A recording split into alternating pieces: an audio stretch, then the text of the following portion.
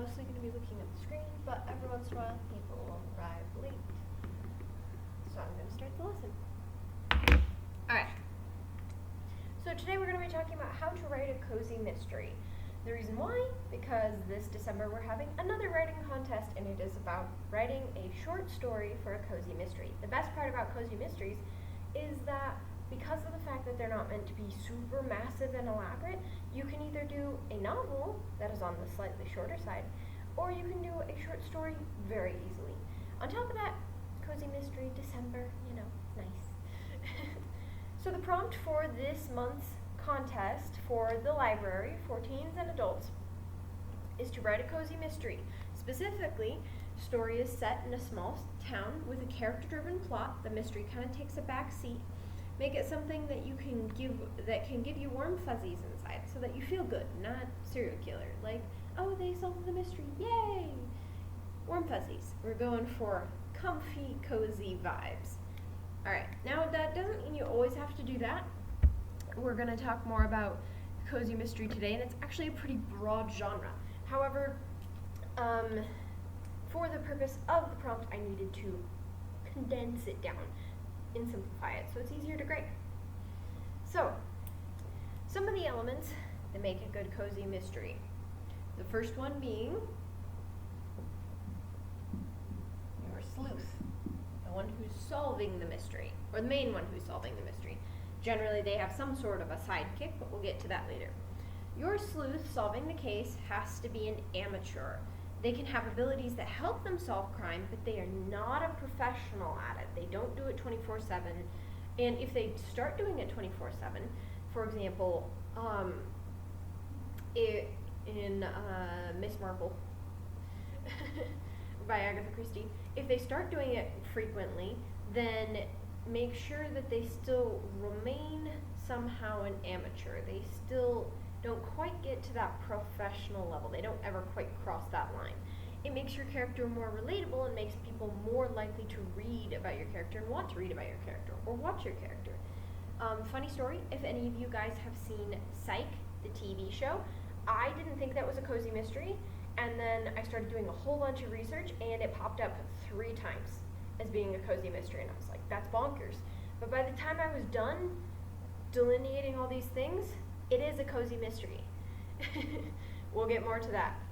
But Sean is a great example of an amateur sleuth. Yes, he does it all the time, and yes, he creates a business even called Psych, and so that way he can do his little psych thing all the time, right? But he's still an amateur. Why? Because he's immature. Not only that, but he's not a police detective, right? He has all these detectives he's working with, but he is not a professional. He is a professional in the sense that he's a professional psychic. However, he is not solving crimes all the time. He is a consultant for the police department. So technically, this is not his life. We just see it in those episodes as being part of his life. So, and on top of that, his immaturity makes it so that he could never be a full-time professional sleuth. He is too immature. He is too much of a child at heart to possibly take on the gravity of being a full-time professional detective all the time. So that's what makes him so fun though, right? That's what makes him such a relatable person, where you're just like, yeah, I'm a child at heart too. Or even if you don't relate to Sean, you laugh your head off, right? You're just like, oh my gosh, he's so funny. And that's what makes him more interesting than if he was a Sherlock Holmes type. And yes, Sherlock Holmes is interesting, but that's for a different reason. There are different kinds of mystery protagonists that solve mysteries. And in this one, with cozy mysteries, they need to be an amateur.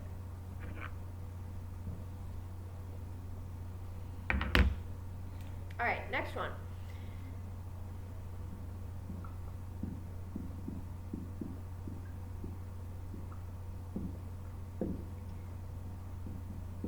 All right, my handwriting's awful today, but the next thing that you need for a cozy mystery is a small town or a small cast. Now, this is where I was like confused, because I always thought that cozy mysteries had to take place in a small town. That is actually incorrect. As I did more research, I figured out the fact that that is a common trope. However, that doesn't mean it is always the case. That is part of the reason why Psych counts as a cozy mystery, is because of the fact that the cast is so small. And most of the time, they don't branch out from that cast too intensely, right? They're not like, oh, we're doing murders across the whole city. It's just their precinct, and not only is it just their precinct, but they only really interact with that precinct, right? And those police officers. And it makes it so it gives a small town feel because of how small the cast is. And so it kind of takes away that gravitas of a big town and makes it feel more small town, makes it feel more laid back and low key, like a small town would be. So that is part of the reason why Psych is able to be classified as a cozy mystery despite not taking place in a small town. However, the benefits of a small town is that you can make it so that it's a lot more intense because you don't want your best friend to be a murderer.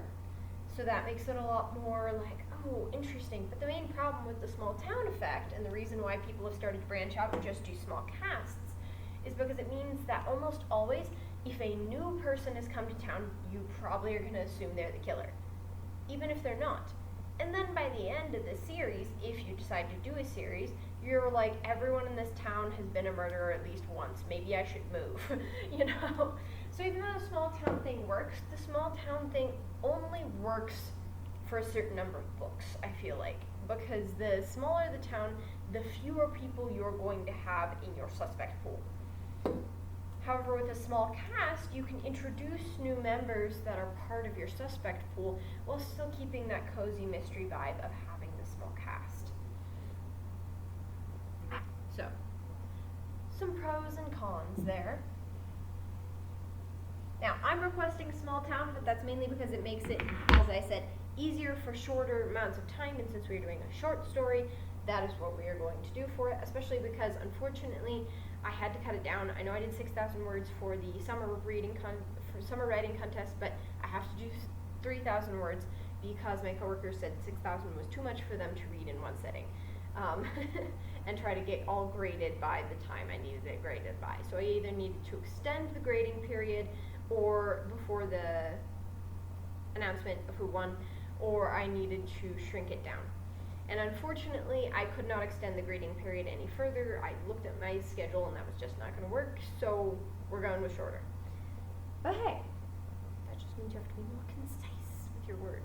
All right, next. All right, so your character, I'm tired, should be the main focus. So, again, you might notice this in Psych, for instance. There are lots of episodes where Gus or Sean are going on a date, right? And then during the date, they solve the mystery. Or they bring their date to solve the mystery. Or continuing to fill in the blank. So your character's life story is actually more important than the mystery. So for example, there are times when Sean will go and be talking with his dad, and he'll be having issues with his dad and solving issues with his dad, and then he'll be like, oh my gosh, something you said reminded me of this, and I think I just solved the mystery, right? It makes it so that we feel a lot less in danger. Have you ever watched a true crime or a supernatural crime show, or in general just a crime mystery show? It feels really intense, right? Your blood gets pumping, it feels really edgy, it feels really overwhelming sometimes, right? Fun. I definitely enjoy a good crime drama, but really overwhelming. Whereas cozy mysteries, the benefit of them is that it makes it so character driven that when the mystery takes a back seat and they solve the mystery, you're like, oh, you have the delight of them solving the mystery, but you also have the delight of them just trying to cope living every day while being an amateur sleuth, because being an amateur sleuth is going to affect your everyday life. For example, with Gus and Sean, particularly Gus, unfortunately, both suffer in their dating lives and in their relationships and with other people, including their parents, because of the fact that they are amateur sleuths. They constantly are bringing up the fact that, hey, this is going on with my family, this is going on with my girlfriend, this is going on with X, Y, Z. And those kinds of things are bothering. them, not bothering them, are bothering them because of the fact that they are trying to prioritize solving this case, but as a result they feel like they can't prioritize their relationships. Being an amateur sleuth is actually incredibly hard on a relationship, no matter what relationship, sister, brother, mother, father, date. And so as a result, that's why having the character-driven plot is so much more interesting. Alright, so now we're going to talk about the side character, or sidekick. I'm just going to do sidekick for short. Generally, the sidekick is not a police detective. Why? Because then it makes the police detective look like an idiot when the amateur sleuth is the one doing all the solving of the case. And yes, though that can be fun, like in Psych, when they have moments where Juliet and Lassiter are walking in and they're like, it's clearly this, and Sean's all just like, wrong. That can be funny, right? But there's a reason why Gus is his true sidekick. They're just characters playing roles, but Gus is his sidekick. Why? Because having a best friend to solve crime with is actually really fun and more relatable, right? If I was to become an amateur sleuth, I would absolutely solve mysteries with my husband or my best friend. That's just how it would be. And so you gotta find someone who makes a good but realistic sidekick. For example, if your person is a crime analysis professor at a university, they might take another professor as their sidekick. Or they might take their sister as their sidekick, who's really interested in crime dramas. I don't know. You pick. But the point is, the sidekick is far more compelling if they too are out of place. If they feel natural in the environment, then it's going to feel weird to have the sleuths doing the solving. So as a result, you need to make sure that the amateur sleuth's sidekick is also an amateur. And that if not more so, they are more amateur even than the amateur, but they can still carry their own weight. For example, like with Gus. There are lots of times where Gus's medical knowledge, because of the fact that he's a pharmaceutical salesman, and his super sniffer, come into use. Does it come into use all the time? Absolutely not. But it comes into use enough that it makes it so that he feels like a useful sidekick. You don't want your sidekick to feel useless. However, you don't want them to feel like they are on par with the sleuth either. You need to make sure that they take their back seat, but that every once in a while they get their moment to shine.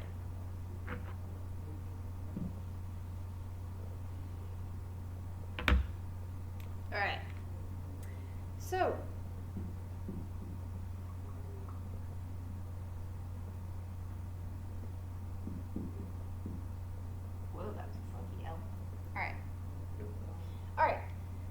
you're going to want to take mysteries from everyday life. Now, what do I mean by that? You're going to want to make sure that your mystery is plausible. It's not something super insane like a serial killer. Or if it is something super insane like a serial killer, that in your cozy mystery you work up to that. However, I would not recommend it for the short story. If you're doing the short story contest, I would recommend keeping it to everyday life scenarios. Yes, Psych does the serial killer thing, but they built up to it a ton first. They basically made it so that because of his reputation, serial killers started following him, not necessarily the other way around. So make sure, especially if you're doing the short story, that it's an everyday life crime. For example, a crime of passion. They, saw them with their ex and they got really upset and they, smashed them over the head and killed them on accident. Or let's say another everyday life thing that could happen. It was an accident in a burglary. And so as a result, that's another very everyday thing. With Psych, it tries to do a lot of very everyday things. It does, on occasion, have weird ones that are like far out there, but for the most part, they're pretty normal everyday life scenarios. Things that probably happen in the homicide detectives' case files every day. Sad but true, life is messy. So with your everyday life mysteries, you can even do something simple. If you don't want to do something like murder, You can always do something more pleasant, because cozy mysteries are all about giving you warm fuzzies and pleasantness. This is where it comes into being similar to kids' mysteries. For example, who stole the secret recipe from so-and-so at the bake sale? You know, you probably read those as a kid, and if you didn't, I would recommend it just because they're funny to read now that you're an adult, or even a teenager. But having these everyday life scenarios that like don't feel like life or death, but they are to the person in their opinion, even if it's not actually life or death, they're just super stressed about it, can be really fascinating. On top of that, if you are going the murder mystery route, try to make it so that, like I said, them solving the murder and finding the murder is important, but it is not going to immediately get them killed if they don't solve it. Will it get someone else killed? Possibly. Will the criminal possibly get away? Also possibly. These are ways to add tension without making it intensely stressful, which is the goal of a cozy mystery. You don't want it to be intensely stressful. You want it to be cozy. You want it to be comfortable and not leave the person going, oh, what was that sound in my house? It's supposed to be like, oh, cool, I got to read about a mystery today. Moving on.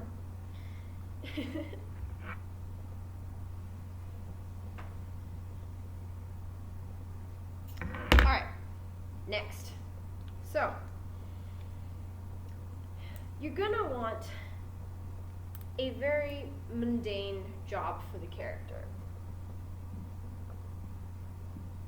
And they can get a more interesting job due to their sleuthing skills later, but you're going to want a very mundane job to start. The reason why is because of the fact that this is supposed to take them out of that every day, right? For example, with Psych. He doesn't actually have a job, and Gus is a pharmaceutical salesman. Both jobs are pretty mundane, right? They're pretty normal, they're pretty average. And so it makes it so when they solve crime, you're like, ooh, this is interesting. If we just saw their everyday lives of Sean being a total weirdo and Gus being a pharmaceutical salesman, we'd be bored, right? But that's why we focus on the mystery part of their lives, because those are so much more interesting. And it's interesting for them, too. Let's be honest. In our lives, more dramatic and interesting things are going to compel us more than just, oh, I have to go do my homework, right? You're not thinking, oh, I have to go do my homework, it's life or death. No. You're probably thinking, I really want to put that homework on the back burner. Is there anything else I can do to avoid my homework? And let's say you're an amateur sleuth. All of a sudden you're like, sorry, teach, I gotta go do my sleuthing business. You can chill. So, that's another reason why the mundane character is so much more interesting, is because of the fact that it makes it feel more intense for the person solving the mystery, because of the fact that this is not happening every single day of their life, like an actual homicide detective. It is just happening every once in a while.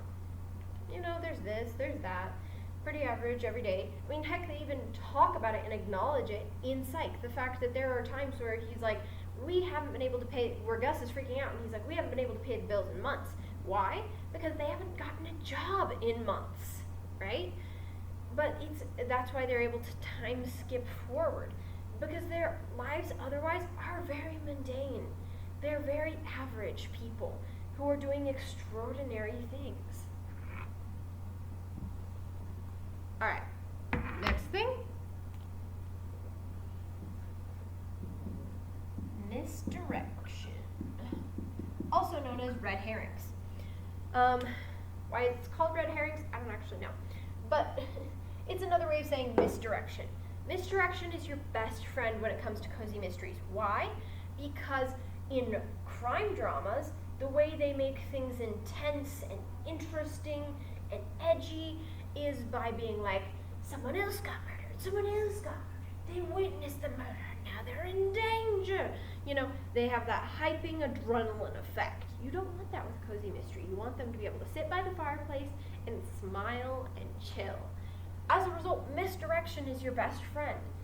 Misdirection and red herrings are going to help give you that same complexity and intrigue and sort of puzzle-solving narrative without dealing with all the edgy intensity. Again, this is where psych comes in. There are so many things where they're like, I think X, Y, and Z is happening, and then they're like, wait a second, I think actually B is happening because of this, and how did I miss that? Or, hey, I thought that this was happening, and then it's this. That happens a lot in psych, right?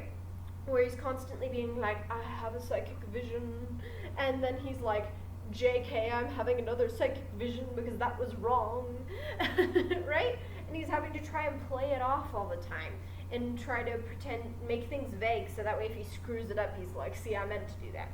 Because of the fact that there's so much misdirection in cozy mysteries. Most of the time it's not stabby, killing, murder, edginess, right? It's more of a, oh, interesting, what? Wild, didn't think it was them.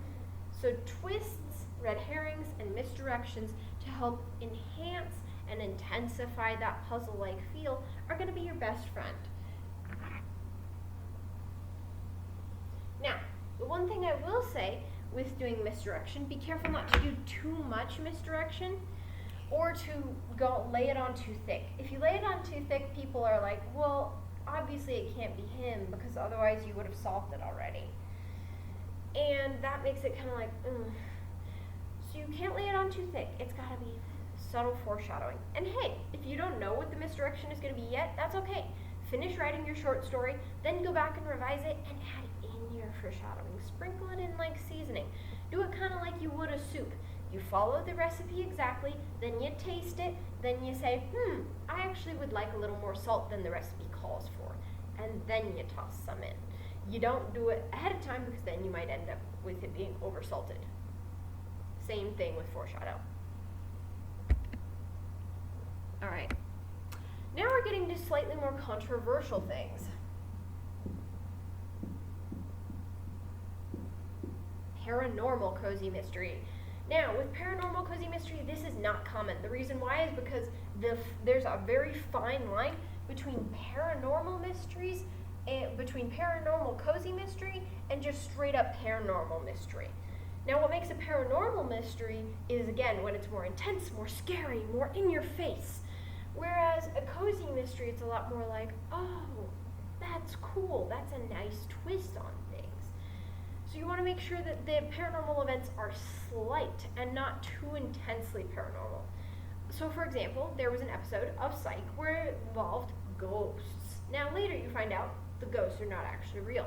But that slight paranormal element made that episode more interesting. However, when you figured out that they weren't ghosts, you weren't surprised because they didn't go too intense full ham with it, right? So, make sure that it's just slight paranormal.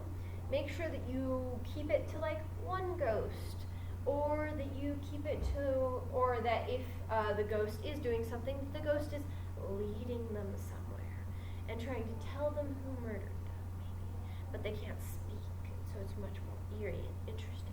That's lightly paranormal. But if you're doing something intensely paranormal, like, oh my gosh, this person I think is an actual demon person and they're going to murder me, that gets too far. Or vampires, it gets too far. You gotta steer clear of things that are too mythological. If you're going into ghosts or angels or slight things like that, sure, that's cozy. But if you're going into full-on crazy mumbo-jumbo mythology territory, that's going to be more paranormal than it is cozy.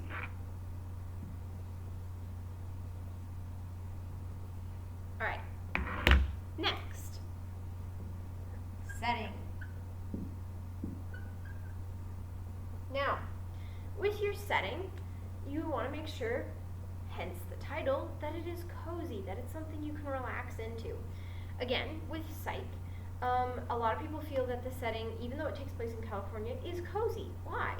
Because of the fact that you have this little office that they're constantly in Psych, right? And there's the police department, which is pretty cozy too, right? It's got warm, comforting vibes for the most part. And then on top of that, if they ever branch out from that and go outdoors, California is pretty comfy, right? Maybe not cozy, but it's comfy, which makes it give a cozy feel because you're not feeling like it's the middle of nowhere, or this creepy little town, or this absolutely massive, dingy, dirty big city, right? It feels comfy. It feels nice and pleasurable for the reader to be here. You want the reader to love this setting just as much as they love the characters.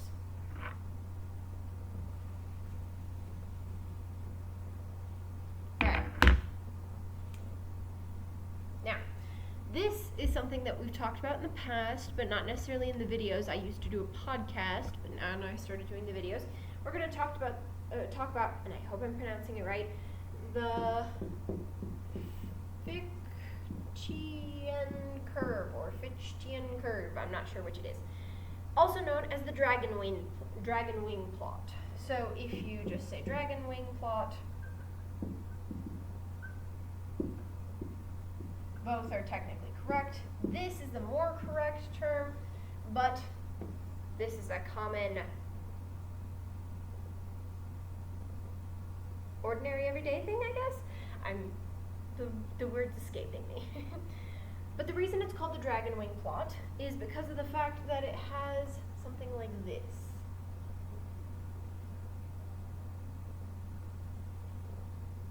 And so if you look at it, it looks kind of like a dragon's wing, right? Now, to explain that, what you're going to do is you're going to have it so that you have, like, if there's a murder or crime, the murder or crime happens here. You would want to introduce it almost immediately. If you've noticed, they do that with Psych, where they'll either show you the murder happening, or they will immediately be going to the crime scene first thing, or they will be sitting there goofing off in their office and they will get a call. It's almost introduced within the first 10 seconds. And with a short story, you want to make sure it's first paragraph, at least first page, just right off the bat. The reason why is because then you have more time to have things go wrong and misdirect and puzzles along the way. You can't have them puzzle things out and misdirect if you're doing it a couple chapters in. Which, I mean, you can't do with your story, but moving on. So you want to introduce it very early, and then you want to have these little points be crises along the way. So maybe they think that they have the suspect, and then it turns out it's the wrong suspect. And then they learn more about the clues, but now they're even more confused as to who the suspect is. And then finally, they have a suspect and realize that they are about to kill someone if they do not capture them, or that they are about to steal something again if they don't capture them. Fill in the blank. Then you have your climax, where inevitably the sleuth will find the killer and confront them. And depending on how this works, you can either have it be like Psych, where he contacts the authorities but goes by himself and then hopes the authorities get there in time, cozy mystery classic. Or you can go with the even more classic cozy mystery thing, where they are a complete and utter idiot and go, I can fix this myself. No police. I don't know why this is so common in cozy mysteries. I guess it's because people assume that they have greater power than they do. I'm not sure how else I can explain it, but that is the case. Cozy mysteries. So that is where the climax happens, and then of course you have the denouement of them, taking the killer away, and whatever character-driven thing, whether it's them going on a date or them getting engaged or whatever, actually happens. And here you have them going on their date, and they're so glad that the guy's in jail. Ta-da! So that is incredibly popular for a cozy mystery. Now, do you have to do this? No. But it makes it so much easier if you do.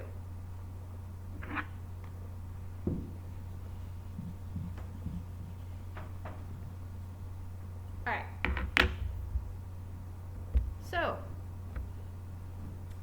now, the rest of the things I'm going to talk about relate to what I just talked about. So you want to introduce the crime early. That way you have enough time to build up the complexities and the puzzles and shift everything out. You also want to make sure that you're constantly raising the stakes, like in that plotting setting where you keep spiking. You're raising the stakes, you're making it more interesting. You don't want to raise the stakes too much, though. Generally, when I say raising the stakes, I'm thinking more of red herrings, where, hey, we thought we got the guy, but we don't. Hey, we thought we got the guy, but we don't. Hey, we thought we got the guy, we thought this, but we don't. And yes, you don't want to do that over and over again, because if you have too many suspects that seem to be the guy and then aren't the guy, the reader gets discouraged. So when I say red herrings, that can also mean clues that are bad too, where you think that maybe they were poisoned at this certain restaurant, but then you realize that certain restaurant doesn't serve the thing that poisoned them. Crap, square one. So it's not even about necessarily the suspects, it's just about what you're looking for clue-wise can raise the stakes if it's a red herring. The red herrings are going to help you raise the stakes. All right. So you also need to allow there to be clues that are actual clues that draw in the reader and make them go, huh, interesting. Okay, I think I can see where this is going, right? You want to make sure that when you drop those clues, you don't do them too subtly. If you do it too subtly, especially in a short story, the person will totally miss it, and then when you get to the end, the reveal's messed up because they have no idea what's happening. So you want to make sure, but you also don't want to slap them in the face with the clue. So another great example in Psych, for instance, is that he tends to notice little things. For example, there was this guy who was poisoned, and he was like, hey, it seems unlikely that the wife poisoned the guy because of the fact that even though she isn't a terribly great cook, the poison that he ingested wasn't something that you could have hidden in a soup. And so as a result, they started looking through the fridge and realized that he was a food critic and that he had boxes and boxes of leftovers in his fridge, which meant that any number of those leftovers could have been poisoned. So that makes it so it's something small, but it's substantial to the actual crime. All right. And then the last one, like I mentioned before, is confrontation. Now, it's become incredibly popular for cozy mysteries like Psych to have the person run in to confront the perpetrator because they're wanting to save someone or because they want to have the glory, depending. But to call the police and say, hey, police, get here, and the police get there like just in time, right? That way they're not completely an idiot. However, there are times where they are just full on rush into danger headlong and don't think about calling the cops first. That confrontation is actually very popular. However, it's become less popular over the years, and this more of the Psych method is more popular now, where they'll call the police just are slow getting there, and so they get there first, they confront, there we go, I can say words, they confront the perpetrator, and then they kind of are able to take a step back once the authorities arrive. Make sure that if you do the confrontation of the perpetrator, make sure that you have a reason why they're confronting the perpetrator alone. For example, if it's a bunch of kids solving a mystery, they're not going to confront an adult perpetrator alone. Absolutely not. However, if they're confronting another teen or another kid, absolutely they're going to confront the perpetrator. Yeah, why not? But if they're a bunch of kids and the perpetrator is an adult who is committing the crime, whether it's theft, murder, etc., you want to make sure that those kids are finding some form of authority, because them confronting that adult is going to get them killed. And you do not want to write about that. That is horrible and terrible. You need to make sure that you're teaching these kids to be responsible if they find an adult who's in charge. Now, if there's another teen who, say, steals the special blueberry muffin recipe or whatever, then you can have them confront them and be like, we know you have the blueberry muffin recipe. Cough it up, if there are two pairs of teens. That makes sense. All right. Last aspect of cozy mysteries that is essential.